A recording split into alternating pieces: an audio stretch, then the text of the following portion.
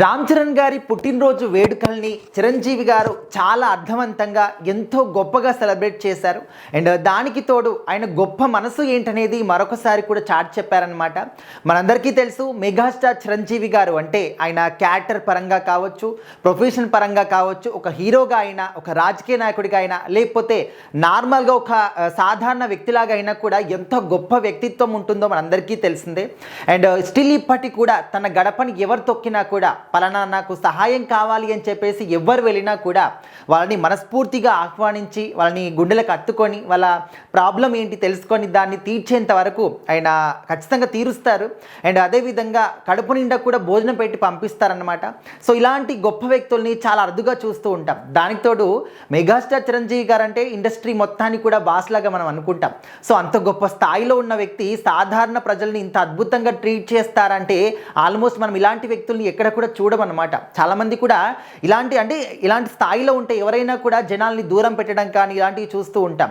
అయితే నిన్న మన రామ్ చరణ్ గారి పుట్టినరోజు 41వ పుట్టినరోజు సందర్భంగా ఇంట్లో ఒక ప్రత్యేకమైన హోమాన్ని నిర్వహించారు.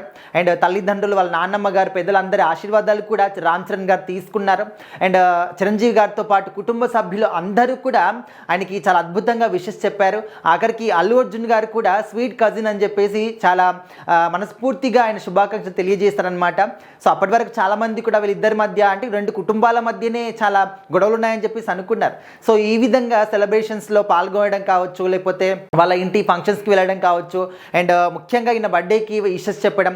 సో అందరికి కూడా అర్థమైపోయింది, అరే వాళ్ళు ఎప్పటికైనా ఒకటే, మనం అంటే ఫ్యాన్స్ అనే వాళ్ళు రకరకాలుగా ఫైటింగ్ చేస్తూ ఉంటారు, బట్ వాళ్ళు మాత్రం ఎప్పుడు కలిసే ఉంటారు.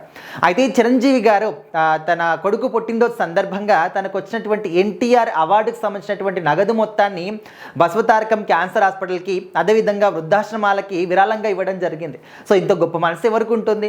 సో అక్కడికి వాళ్ళకి విరాళంగా ఇవ్వడమే కాకుండా వాళ్ళకు కడుపు నిండా భోజనం పెట్టారు, పెద్ద కేక్ని కట్ చేశారు, వాళ్ళతోనే సెలబ్రేట్ చేసుకున్నారు. ఆయన చేతులతోనే వాళ్ళకు అన్నం వడ్డించి మరి వాళ్ళది తిన్న తర్వాత అక్కడే ఆయన కూడా భోజనం చేసి రావడం జరిగింది. సో దాంతోపాటు ఆయన బ్లడ్ బ్యాంక్ దగ్గర కావచ్చు, లేకపోతే ఆక్సిజన్ బ్యాంక్ దగ్గర కావచ్చు సెలబ్రేషన్స్ చాలామంది కూడా ఫ్యాన్స్ అనే వాళ్ళు అక్కడికి వెళ్ళి వాళ్ళ నాన్నగా అంటే చిరంజీవి గారితో పాటు సెలబ్రేట్ చేయడం మనం చూసామన్నమాట. సో ఇంత గొప్పగా కొడుకు బర్త్డేని సెలబ్రేట్ చేయడం, అది కూడా ఇంత పెద్ద అయిన తర్వాత కూడా సో నిజంగా చాలా అద్భుతం అన్నమాట. అండ్ దానికి తోడు ట్విట్టర్లో కూడా ఒక పోస్ట్ పెట్టారు. తను అంటే రామ్ చరణ్ గారు చిన్నగా ఉన్నప్పుడు ఆయనతో పాటు ఉన్నటువంటి చిరంజీవి గారి ఫోటో, దానికి ప్రజెంట్ ఉన్నటువంటి వీళ్ళిద్దరి ఫోటోని షేర్ చేసి ఒకప్పుడు నా వేలు పట్టుకొని నడకనేర్చినటువంటి రామ్ చరణ్ ఇప్పుడు నిన్ను చూసి నేను చాలా చాలా గర్వపడుతూ ఉన్నాను, చాలా గర్వంతో నా మనసంతా కూడా ఉప్పొంగుతుంది.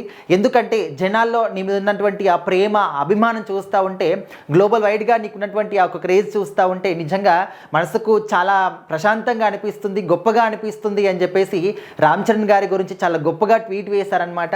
సో ప్రజెంట్ రామ్ చరణ్ గారి బర్త్డేని వాళ్ళ నాన్నగారు అంటే మెగాస్టార్ చిరంజీవి గారు ఇంత గొప్పగా సెలబ్రేట్ చేశారు అని చెప్పేసి ఆ వీడియో ఫొటోస్ చాలా చాలా వైరల్ అవుతూ ఉన్నాయి.